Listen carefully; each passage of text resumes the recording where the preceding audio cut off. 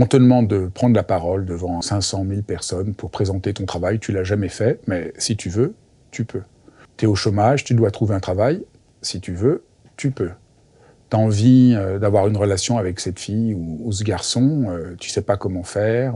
Si tu veux, tu peux. Franchement, est-ce que c'est pas idiot? Si tu veux, tu peux. C'est sans doute l'injonction la plus idiote et la plus culpabilisatrice qui existe. Et je vais vous montrer dans cette vidéo comment réussir à s'accomplir et réussir les défis que l'on veut relever. Pourquoi c'est débile?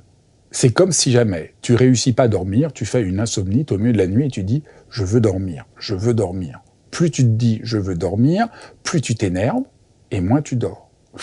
Si tu veux dormir, il faut arrêter de vouloir dormir, se foutre la paix et revenir à ton corps qui, lui, a envie de dormir. Ton corps a envie de dormir, mais plus tu veux dormir, plus tu te racontes que tu veux dormir, plus tu nourris ton esprit qui tourne en rond et qui ne laisse pas ton corps te conduire au sommeil. Donc, voilà un exemple où c'est plutôt en se foutant la paix qu'on réussit à avancer. Et en réalité, pour la plupart des situations, c'est la même chose. On croit que plus on va se mettre la pression pour se pousser à faire quelque chose, plus ça marche, et en fait, ça marche pas. Je sais que c'est surprenant, mais en réalité, c'est fondamental. On est trompé par l'idée que la pression va nous aider. C'est complètement faux. Tu veux perdre du poids, on a l'impression que c'est par la volonté que tu vas y arriver. Pas du tout. Plus tu vas te priver et tu vas t'insulter en te disant « il faut que je perde du poids », plus tu vas craquer. Et c'est pour ça que ça marche pas du tout. Si tu veux perdre du poids, il faut changer complètement de perspective, te foutre la paix, te mettre à l'écoute de ton corps et réussir à comprendre de quoi tu as vraiment envie, de quoi tu as faim, qu'est-ce que la nourriture vient combler qui n'est pas légitime. Et c'est une sorte de rééducation de ton rapport à l'alimentation à partir d'une écoute qui va te permettre de perdre du poids et pas du tout cette sorte de volonté qui finit par lâcher et qui te maltraite et n'aboutit à rien. Le côté sournois de la phrase, c'est tout ce que vous réussissez pas, c'est entièrement de votre faute. Donc c'est vraiment, vous êtes à la fois enfermé dans votre échec et sans aucun chemin pour y arriver. Parce que comme c'est pas comme si je veux, je peux n'est pas un chemin, mais une sorte d'injonction culpabilisatrice, ben, vous ne voyez pas comment avancer. Le problème caché de cette injonction, si tu veux, tu peux, c'est que ça ne résout absolument pas la vraie question, c'est que veux-tu? On voit partout des vidéos de gens qui vous disent « j'ai voulu et j'ai réussi un truc impossible ». Courir un truc incroyable, traverser l'océan Atlantique à la nage, et on a l'impression que du coup, c'est des héros, ils ont réussi quelque chose d'important parce qu'ils se sont dépassés. Mais quelle est la finalité de tout ça? Est-ce que c'est vraiment quelque chose qui les accomplit? Peut-être que oui, mais des fois c'est juste une fuite en avant qui ne résout absolument pas leur vrai questionnement. La vraie question que nous avons tous à régler, c'est qu'est-ce que je veux vraiment? Qu'est-ce que je veux qui répond fondamentalement à ce que j'ai envie de faire, à ce que je suis? Et donc, la plupart des gens, ils se disent si je veux, je peux, mais pourquoi? Dans quel dessein? Dans quelle direction? Donc là, il y a un aveuglement qui est très malheureux, parce qu'au fond, la volonté ici devient complètement un aveuglement. Je suis content parce que je réussis, mais ce que je réussis, au fond, quand je l'ai réussi, ça ne me nourrit pas vraiment, ça ne me permet pas de me sentir vraiment heureux. C'est vraiment dommage, hein, avoir souffert autant et ne pas en être heureux, il aurait mieux valu faire quelque chose de plus intelligent. La grande erreur sur la volonté, c'est qu'on comprend la volonté comme une capacité de résister. En 1998, une étude tout à fait passionnante a été faite pour essayer de comprendre le mécanisme de la volonté. On a pris deux groupes de personnes qui étaient chacun face à des cookies tout chauds sortis du four délicieux. Le groupe A avait comme consigne de manger les cookies comme il voulait. Le groupe B devait ne pas manger les cookies et on les a laissés attendre un quart d'heure. Avant de leur faire une expérience, d'essayer de résoudre, de faire un puzzle très difficile, en fait impossible à faire, et l'objectif c'était de voir combien de temps ils pouvaient s'engager à essayer de travailler à résoudre le puzzle. Et de manière tout à fait fascinante, le groupe qui avait mangé les cookies restait 18 minutes à essayer de faire le puzzle.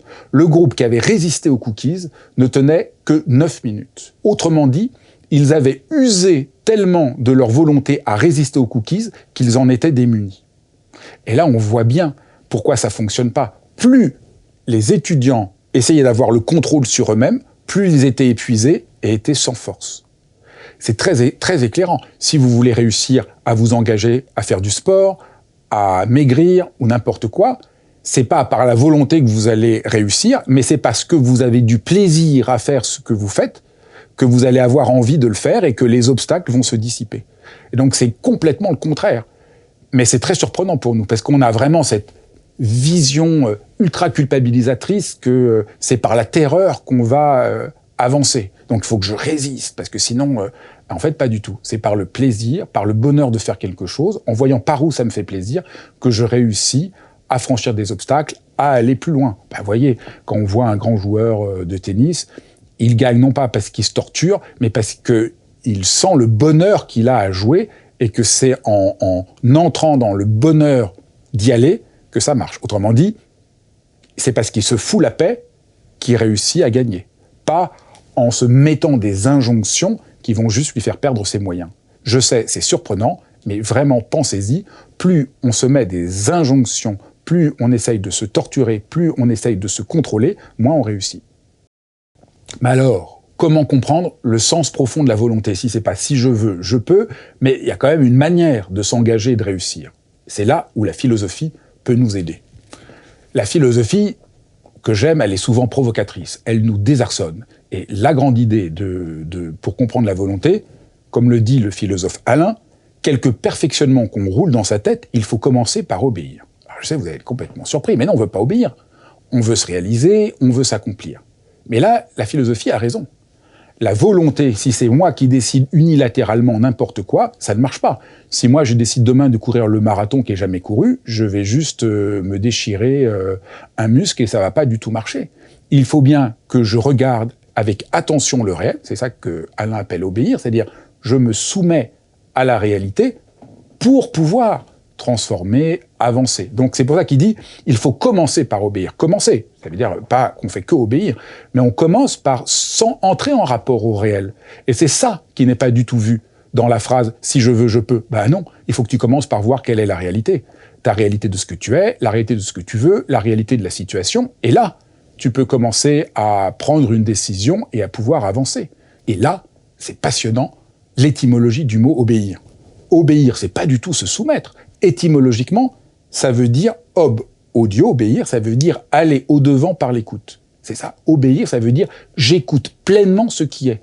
C'est passionnant. La langue est des fois extrêmement parlante, et c'est ça que les philosophes regardent, comment la langue nous donne nous donne des tuyaux pour nous débrouiller dans la vie. Ben oui, quand j'obéis, et ben voilà, j'entre en rapport au réel. Chaque fois que j'ai un défi à relever, c'est en me foutant la paix, en enlevant la pression et en regardant la réalité, en écoutant la réalité, que je trouve un chemin pour y arriver. Et c'est ça, quelqu'un qui veut courir le marathon, il va vraiment obéir à son corps, comment il est, à son objectif, qu'il va détailler en plusieurs étapes, et c'est comme ça qu'il peut réussir. Vous voulez réussir quoi que ce soit, foutez-vous la paix et découvrez le pouvoir d'une volonté réelle.